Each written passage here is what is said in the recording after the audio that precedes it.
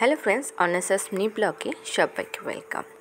এর আগে অনেকবার বলেছি আমাদের বাড়িতে প্রচুর গাছপালা লাগানো রয়েছে আর ভীষণ হনুমানের উপদ্রব। এই যে দেখতে পাচ্ছ কোথায় বসে রয়েছে আর কেন বসে রয়েছে।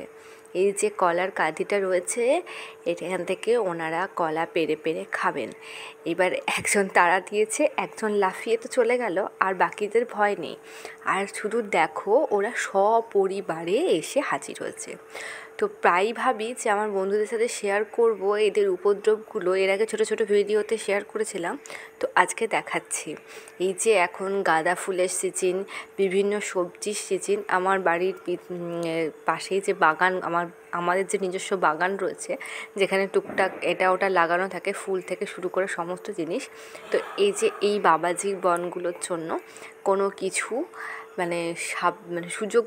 কী বলবো, ভালোভাবে টেকানো যায় না।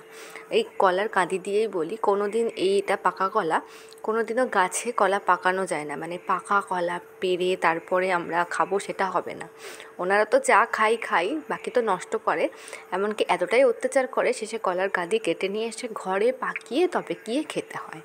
আর এই যে ওই দিকে হচ্ছে আমাদের ফুল বাগান।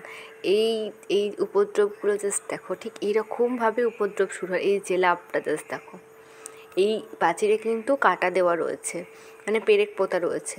আমরা হয়তো সহজে হাত দিতে পারতাম না, কিন্তু এরা ঠিক হাত দেয়। তো আমার এই ভিডিও কেমন লাগলো অবশ্যই জানিও, আর কারা এরকম উপদ্রব সহ্য করে।